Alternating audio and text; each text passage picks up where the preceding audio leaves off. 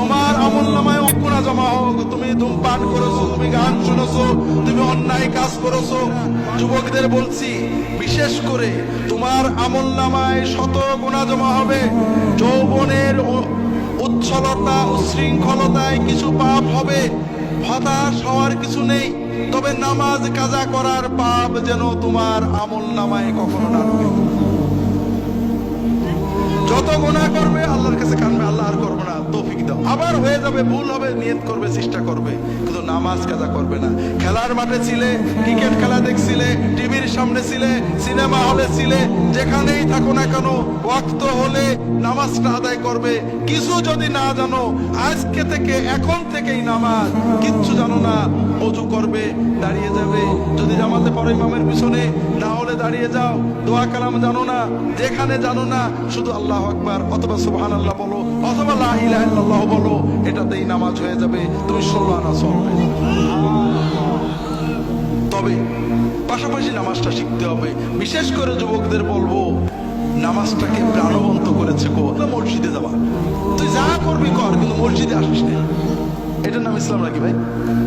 ও চুল রেখেছে, দুল পড়েছে, কোনোটা মাকরু, কোনোটা নাজেজ, কোনোটা গুনাহ হবে, কোনোটাই হবে না। কিন্তু সবচেয়ে বড় গুনাহ হলো নামাজ না পড়া, ঠিক না? কাজে ওকে যেভাবে আসে মসজিদে আসতে দেন, অন্তত নামাজটা পড়ুক। ওর জন্য দিনের সহজ বিষয়টা বোঝান। অনেকে বলে যে হুজুর দোয়া জানি না, নিয়ত জানি না, নামাজ পড়ি না, অনেক রকম আছে। আল্লাহর নামাজ কত সহজ করেছেন।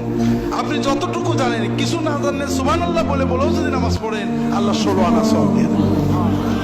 কাজেই নামাজটা পড়তে হবে, প্রাণবন্ত করে পড়তে হবে। নামাজ আমাদের আল্লাহর সাথে সবচেয়ে প্রিয় সম্পর্ক। আমরা নামাজে অনেক ভুল করি, মেয়েরাও করেন, পুরুষেরাও করেন। আমরা নামাজ যারা পড়ি তারা কি ভুল করি? নামাজ পড়ছি, কিন্তু রুকুতে যে কটাস করে উঠে পড়ি, পুরো না দাঁড়িয়ে আবার সেজদায় চলে যাই। সেজদায় যে তাড়াহুড়ো করি, দুই সেজদার মাঝখানে ভালো করে বসি না। এরকম মুসল্লি কি আপনাদের এলাকায় আছে? তো ভাইরা, খুব ভালো করে বুঝুন, আপনি সূরা কিরাত জানেন না, নামাজ হবে। আপনি কোন দোয়া জানেন না, নামাজ হবে। আপনার কাপড় নেই, ন্যাংটো হয়ে নামাজ হবে। আপনার পাক কাপড় নেই, নাপাক কাপড়ে নামাজ হবে।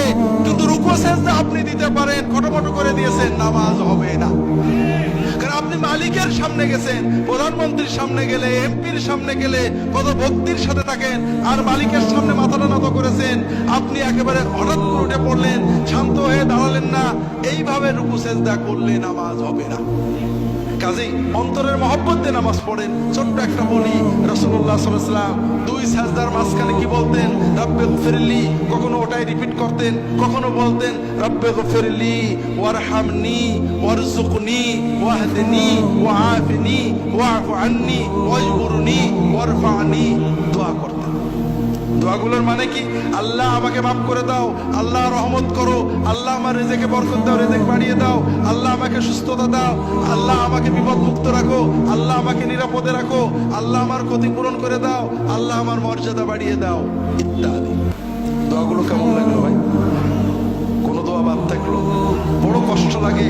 বিপদে পড়লে কত দৌড়ান, কত জায়গায় দৌড়ান, ইনুস খতম করেন, কিন্তু দুই সাজদার মাঝখানে 5টা মিনিট বসে আল্লাহর কাছে সব চেয়ে নেবেন, এটা কপালে জোটে না। কাজেই ভাইরা, একটু নামাজটাকে প্রাণবন্ত করে পড়ি। যুবকদের বলবো, তোমাদের সামনের জীবনটা বড় কঠিন। কারণ আন্তর্জাতিক মিডিয়ার মাধ্যমে, আন্তর্জাতিক বাণিজ্যিক সাম্রাজ্যবাদ আমাদের যুবকদের যৌবনকে এক্সপ্লয়েট করে বন্ধু করো, গল্প করো, আড্ডা দাও, এটা করো, সেটা করো দিয়ে তাদের জীবনটাকে ধ্বংস করে দিচ্ছে। যৌবনের 35-40 বছর বুঝতে পারবে না যে কি হারিয়েছো।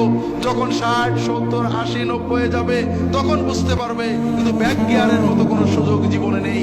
যদি জীবন এবং যৌবন দুটোকেই ভোগ করতে চাও, শুধু যৌবন নয়, তাহলে একটু সচেতন হও। অনেক কথা বলার ছিল, শুধু বলবো যে আর যাই হোক, নামাজ ছেড়ো না কখনো।